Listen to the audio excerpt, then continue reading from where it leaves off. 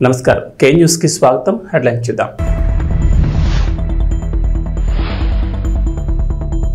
ఉచితాల కోసం ప్రజలు ఎదురు చూసే పరిస్థితి రాకూడదు ప్రతి తెలంగాణ బిడ్డకు మెరుగైన విద్య వైద్యం అవసరం ఎన్ఆర్ఐలతో భేటీలో సీఎం రేవంత్ రెడ్డి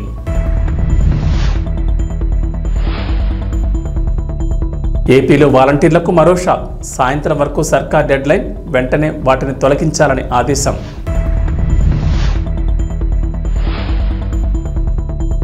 రోజా అనిల్ కుమార్ పేరు చెప్పి ఉద్యోగాల పేరుతో టొకారా టీటీడీలో ఉద్యోగాల పేరుతో మోసం చేసినట్లు ఫిర్యాదు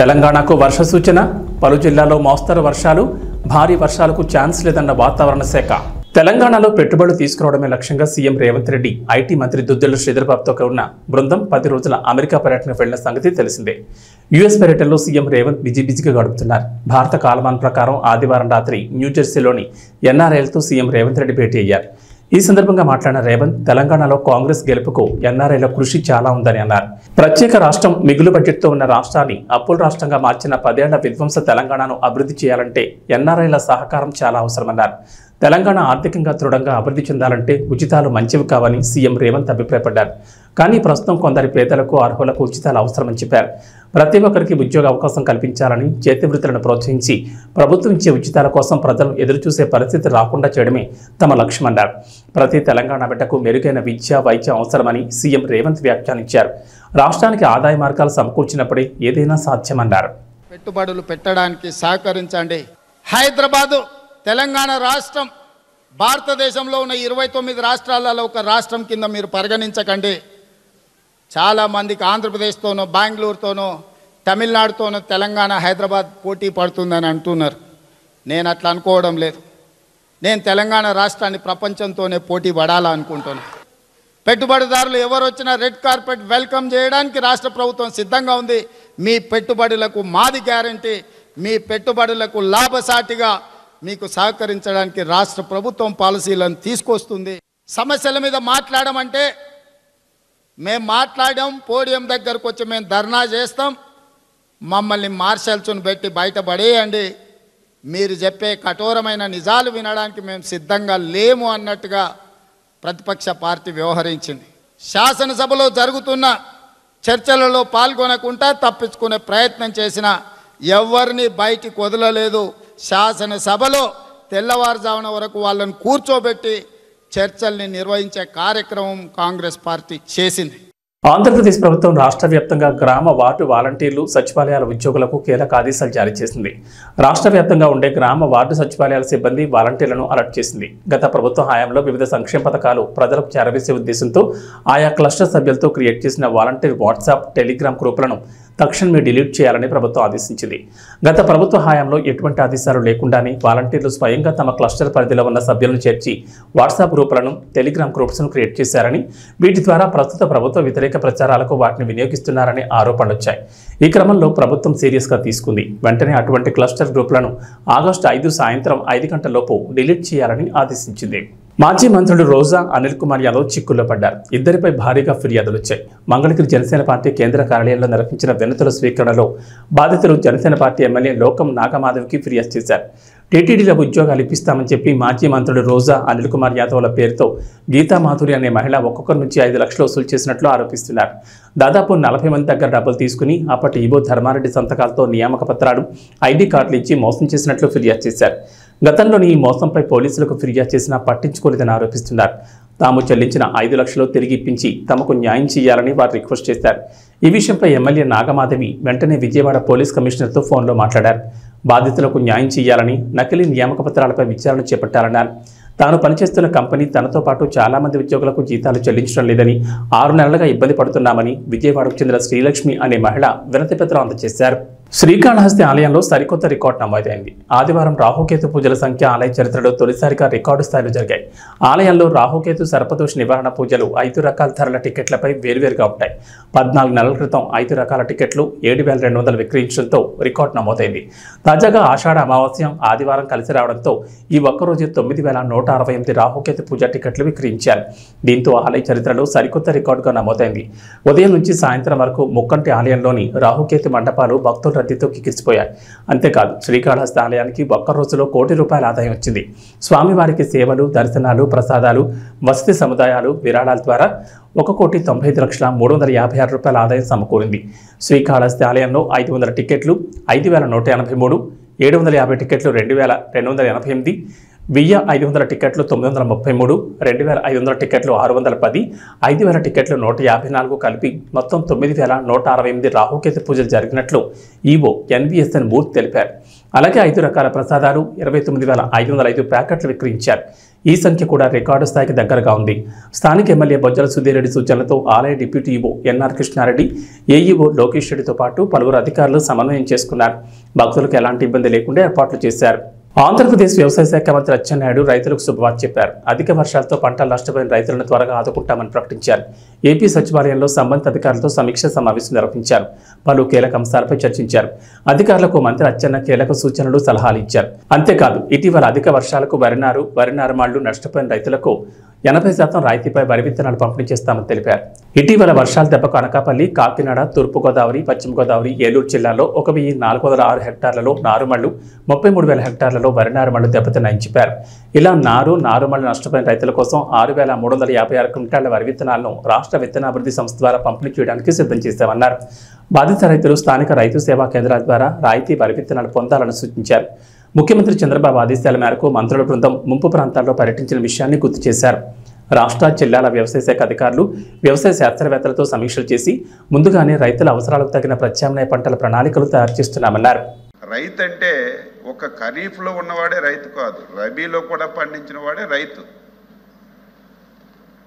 16 నుంచి 19 వరకు తెలుగుదేశం ప్రభుత్వం అధికారంలో ఉండేటప్పుడు ప్రతి సంవత్సరం ఖరీఫ్కి, రబీకి ఇన్సూరెన్స్ చేసి సకాలంలో ఇన్సూరెన్స్ కంపెనీకి చెల్లించి 110, 120, 130, 170% వరకు కూడా సకాలంలో రైతులకు ఇన్సూరెన్స్ అందే విధంగా బ్రహ్మాండమైనటువంటి కార్యక్రమం చేశాం. ప్రభుత్వం 2019లో వచ్చింది. ముందు ₹1 కట్టమన్నారు. తర్వాత అది కూడా కట్టొద్దు, ఉచితంగా మేము బీమా చేస్తామని చెప్పారు. ఇన్సూరెన్స్ కంపెనీలు అయితే సకాలంలో మనకి ఇవ్వటం లేదు. రాష్ట్ర ప్రభుత్వం నుంచి ఒక కంపెనీ పెట్టిస్తామని చెప్పి మబ్బి మాటలు చెప్పి ఊకదంపుడు ఉపన్యాసాలు ఇచ్చారు అధ్యక్ష. అదేవిధంగా 2019 తర్వాత అసలు అధికారులు చెప్పారా, ఆ ప్రభుత్వంలో ఉన్నటువంటి ప్రజాప్రతినిధులు కళ్ళు మూసుకున్నారా, కనీసం ముఖ్యమంత్రి దృష్టిలో పెట్టారో లేదో నాకు అర్థం కాని పరిస్థితి. 2019 తర్వాత అధ్యక్ష ఒక్క ఖరీఫ్కే ప్రీమియం చెల్లించారు తప్ప రబీకి ఒక్క సంవత్సరం కూడా ప్రీమియం చెల్లించలేదు అధ్యక్ష. ఎంత దారుణం! రబీలో రైతులందరూ కూడా గత 5 సంవత్సరాలు చాలా ఇబ్బందులు పడ్డారు. ఒక సంవత్సరం అయితే ఎంత మోసం చేశారంటే, మేము ఓనుగా కంపెనీ పెట్టాం, మేము అందరికీ ఇన్సూరెన్స్ ఇస్తామని చెప్పి మబ్బి బాటలు చెప్పారు. ఆ సంవత్సరం శాసనసభ జరిగింది. రైతులందరూ గగ్గోలు పెట్టారు. పంటలన్నీ పోయా, ఇన్సూరెన్స్ కంపెనీలు పలకడం లేదు. రాష్ట్ర ప్రభుత్వం ఏం చేస్తుందంటే, ఆ రోజు మేము ప్రతిపక్ష పార్టీగా చాలా విధాలుగా ప్రయత్నం చేశాం శాసనసభలో. కనీసం ప్రభుత్వం మమ్మల్ని పట్టించుకోలేదు. అప్పుడు మా నాయకులు ఎప్పుడు కూడా శాసనసభలో పోడియం దగ్గరికి వెళ్ళిన సందర్భాలే. ఫస్ట్ టైం రైతుల గురించి ఒక సంవత్సరం పోడియం దగ్గరికి వెళ్ళి పోడియంలో కూర్చుంటే ఆ రాత్రికి ఈ ఇన్సూరెన్స్ కంపెనీలకు డబ్బులు కట్టలేదు. మనం పెట్టినటువంటి కంపెనీకి కేంద్ర ప్రభుత్వం నుంచి పెర్మిషన్ రాలేదని చల్లగా సావు కౌరు చెప్పారు అధ్యక్ష. అప్పుడు రైతుల నుంచి తీవ్రమైనటువంటి వ్యతిరేకత వస్తే ఆ ఒక్క సంవత్సరం రాష్ట్ర ప్రభుత్వం నుంచి డైరెక్ట్గా కొంతవరకు చెల్లింపులు చేశారు తప్ప ఒక్క సంవత్సరం కూడా రైతులకి సకాలంలో ఇన్సూర్ ఇచ్చే పరిస్థితి రాష్ట్రంలో ఎప్పుడూ లేదు. ఈరోజు 2022-23 అధ్యక్ష రబీకి దాదాపుగా 465 కోట్ల రూపాయలు ఇప్పుడు మనం ఇన్సూరెన్స్ కంపెనీలకి ప్రీమియం చెల్లిస్తేనే ఒక 90,000 మందికి 105 కోట్ల రూపాయలు ప్రీమియం వచ్చే అవకాశం ఉంది, అది బాకీ ఉంది. అదేవిధంగా ఖరీఫ్కి 1287 కోట్లు చెల్లించాలి రాష్ట్ర ప్రభుత్వం. కనీసం దాని మీద దృష్టి పెట్టలేదు. నేను మొన్న చూస్తే ఆశ్చర్యం వేసింది. ఎందుకంటే సకాలంలో మనం చెల్లిస్తేనే ప్రైమ్ మినిస్టర్ గారు ఫసల్ బీమా కింద డబ్బులు వస్తాయి, సకాలంలో రైతుకి అందడానికి అవకాశం ఉంటుంది. ఇప్పుడు ఈ 1287 కోట్లు కడితే దాదాపుగా 6.67 లక్షల మందికి ప్రీమియం అందడానికి అవకాశం ఉంటుంది. దీని గురించి బడ్జెట్లో పెట్టమని ఫైనాన్స్ మినిస్టర్ గారికి కూడా చెప్పాం. వీలైనంత వరకు ఈ ప్రీమియం కట్టి ఈ సంవత్సరంకి ఇన్సూరెన్స్ ఇవ్వాలని చెప్పి ప్రయత్నం చేస్తున్నాం. అధ్యక్ష, ఇన్సూరెన్స్ విధానాన్ని రాష్ట్రంలో అస్తవ్యస్తం చేశారు. ఎవ్వరికి అర్థం కాని పరిస్థితి వచ్చింది. అందుకే రాష్ట్ర ముఖ్యమంత్రి చంద్రబాబు నాయుడు గారు మొన్న ఒక నిర్ణయం తీసుకున్నారు. మన రాష్ట్రంలో ఇన్సూరెన్స్ పాలసీ విధానం దేశంలోనే ఒక బెస్ట్ విధానంగా ఉండాలి. దీనికి మీరు సబ్ కమిటీ చేస్తున్నాం. మీరు కూర్చొని మీరు అన్ని విధాల చర్చించి మంచి పాలసీ విధానం తీసుకురమ్మని చెప్పి మాకు సబ్ కమిటీ కూడా వేశారు అధ్యక్ష. నన్ను, ఫైనాన్స్ మినిస్టర్ని, మన సివిల్ సప్లై మినిస్టర్ని వేశారు. మొన్ననే ఒక సమావేశం పెట్టుకున్నాం. ఏదైతే 2016 నుంచి 19 వరకు మనం ఇన్సూరెన్స్ విధానాన్ని రాష్ట్రంలో అమలు చేశామో అదే బెస్ట్ ఇన్సూరెన్స్ విధానం అధ్యక్ష. రైతులు ఉచితంగా కడతామని చెప్తున్నారు. ఒక్క సంవత్సరం ఒక పైసా ఇన్సూరెన్స్ రావడం లేదు. వాళ్ళకి మభ్య పెడుతున్నారు. రైతులు అంటున్నారు కనీసం మేము కట్టుకుంటాం, మాకు అవకాశం ఇవ్వండి. మీరు కడుతున్నారో లేదో తెలియదు, ప్రీమియం చెల్లిస్తున్నారో తెలియదు, పంటలు పోతే ఒక పైసా రావడం లేదు అని తీవ్రమైనటువంటి ఆందోళన రైతులు చెందుతున్నారు. ఇప్పుడే మా రామగోపాల్ రెడ్డి చెప్పినట్టుగా రైతులు ప్రీమియం కట్టడానికి సిద్ధంగా ఉన్నారు. మళ్ళీ ఆ విధానాన్నే తీసుకురావాలని పబ్లిక్ రైతుల కాంట్రిబ్యూషన్, ప్రధానమంత్రి ఫసల్ బీమా యోజన, రాష్ట్ర ప్రభుత్వం కలిసి ది బెస్ట్ పాలసీని మళ్ళీ తీసుకురావడానికి నిర్ణయం చేశాం. అయితే ఇంకొక ప్రశ్న వేశారు. తెలంగాణలో అమలవుతున్న మధ్యాహ్న భోజన పథకం తరచూ వార్తల్లో నిలుస్తోంది. భోజనంలో నాణ్యత లేకపోవడం, కలుషిత ఆహారం, ఇలా కారణం ఏదైనా తరచూ విద్యార్థులు అనారోగ్యాలకు గురవుతూ ఆసుపత్రుల పాలవుతున్నారు. రాష్ట్రంలో వరుస ఘటనలు చోటు చేసుకుంటుండటంతో అధికారులు మధ్యాహ్న భోజనంతో పాటు ప్రభుత్వ హాస్టళ్లలో అధికారులు తనిఖీలు చేపట్టారు. కాగా ఇప్పుడు పాఠశాలలో సరైన భోజనం పెట్టకపోవడంతో విద్యార్థులు కారం, నూనె వేసుకుని తింటున్న ఘటన ఇప్పుడు సర్వత్రా చర్చనీయాంశంగా మారింది. ఈ ఘటనపై మాజీ మంత్రి బీఆర్ఎస్ ఎమ్మెల్యే హరీష్ రావు తీవ్రంగా స్పందించారు. నిజామాబాద్ జిల్లా కోటగిరి మండలం కొత్తపల్లి ప్రభుత్వ పాఠశాలలో శుక్రవారం సరైన భోజనం లేక ఆకలితో ఉన్న విద్యార్థులు కారం, నూనెతో అన్నం కలుపుకొని కడుపు నింపుకున్నారని, ప్రభుత్వం భావి భారత పౌరుల పట్ల ఇంత బాధ్యతారహిత్యంగా వ్యవహరించడం బాధాకరమంటూ హరీష్ రావు ట్వీట్ చేశారు. విద్యార్థులకు పౌష్టికాహారం కోసం అందించే సీఎం బ్రేక్ఫాస్ట్ పథకాన్ని ప్రభుత్వం పూర్తిగా అటకెక్కించిందని, ఇప్పుడు మధ్యాహ్న భోజనం అందించడంలో కూడా తీవ్రంగా విఫలమైందని మండిపడ్డారు. ఇది కాంగ్రెస్ ప్రభుత్వ నిర్లక్ష్య వైఖరికి నిదర్శనమని హరీష్ రావు ఆరోపించారు. మధ్యాహ్న భోజన పథకానికి సంబంధించిన భోజన సామగ్రి బిల్లులు, కుక్ కమ్ హెల్పర్ల వేతనాలు పెండింగ్ ఉండడం వల్ల విద్యార్థులకు సరైన భోజనం అందడం లేదని హరీష్ రావు ఆరోపించారు. డిప్యూటీ సీఎం మల్లు భట్టి విక్రమార్క వెంటనే స్పందించి మధ్యాహ్న భోజన పథకం పెండింగ్ బిల్లులను, కార్మికుల జీతాలను చెల్లించి ప్రభుత్వ పాఠశాలలో చదువుకునే విద్యార్థుల కడుపు నింపాలని హరీష్ రావు డిమాండ్ చేశారు.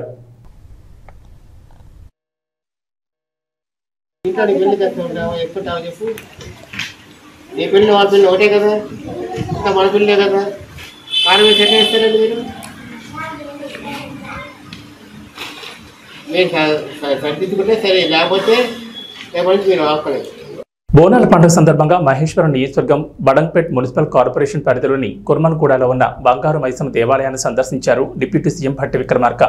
వేద పండితులు ప్రత్యేక పూజలు నిర్వహించి తీర్థప్రసాదాలు అందజేశారు. ఈ సందర్భంగా ఆలయం వద్దకు వచ్చిన కాసువాగు రైతులు, ఇతర సమస్యలు ఉన్నవారు డిప్యూటీ సీఎంకి వినతిపత్రాలు అందజేశారు. వినతిపత్రాలు తీసుకుని వారి సమస్యలను పరిశీలించి సంబంధిత అధికారులతో విచారణ చేయించి చర్యలు తీసుకుంటానని హామీ ఇచ్చారు.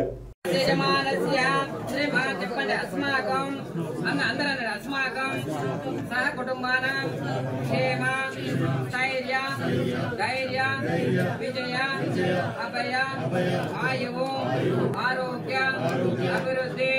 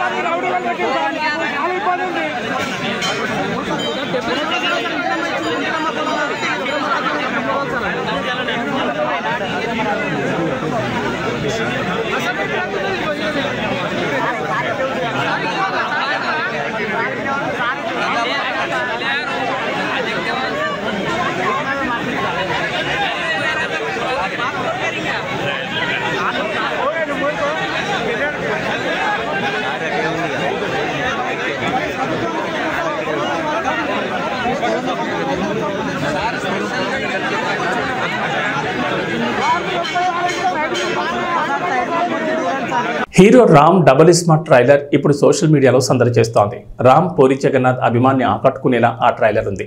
ట్రైలర్ చూస్తుంటే ఇస్మార్ట్ శంకర్ మాదిరిగానే కనిపిస్తోంది. ఈసారి సంజయ్ దత్తును పెట్టి పూరి ఏదో కొత్తగా ట్రై చేసినట్లు అనిపిస్తోంది. ట్రైలర్ లాంచ్ ఈవెంట్ను ఆదివారం వైజాగ్లో నిర్వహించిన సంగతి తెలిసిందే. ఈ ట్రైలర్ లాంచ్ ఈవెంట్కు దర్శకుడు పూరి జగన్నాథ్, నిర్మాత చార్మి ఇద్దరూ డుమ్మా కొట్టేశారు.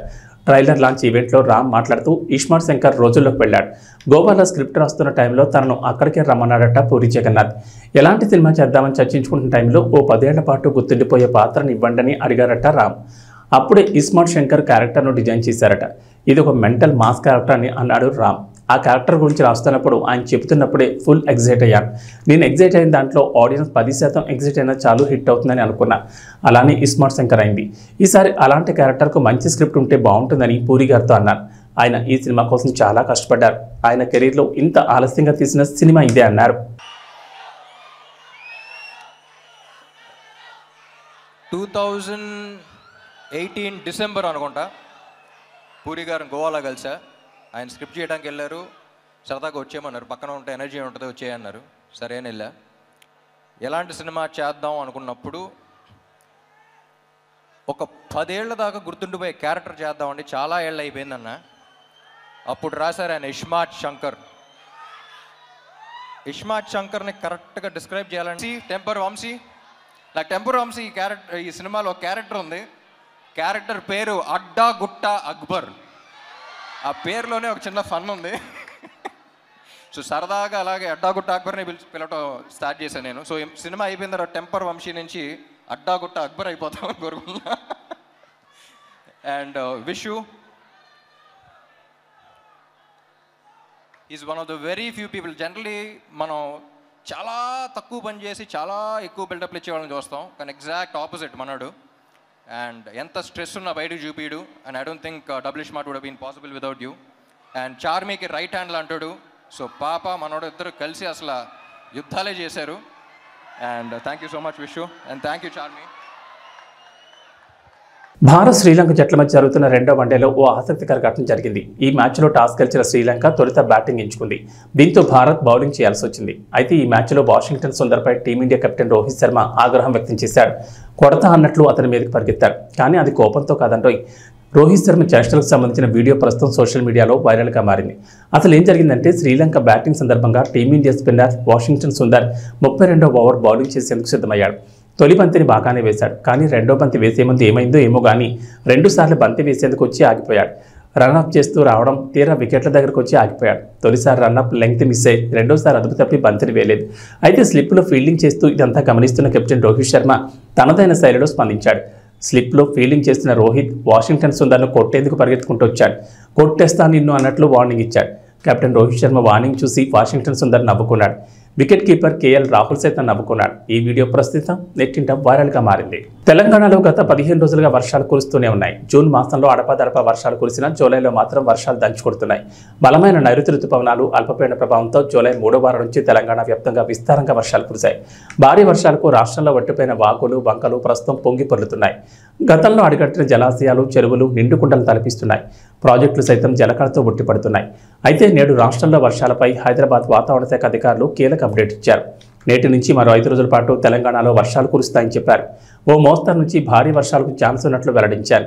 రోజంతా ఆకాశం మేఘావృతమై ఉంటుందని, రాత్రి 8 తర్వాత దక్షిణ తెలంగాణ, హైదరాబాద్ పరిసరాల్లో ఓ మోస్తరు జల్లుడు పడే ఛాన్స్ ఉంది. రాత్రి 10 తర్వాత తూర్పు తెలంగాణ జిల్లాలో వర్షాలకు ఛాన్స్ ఉందన్నారు.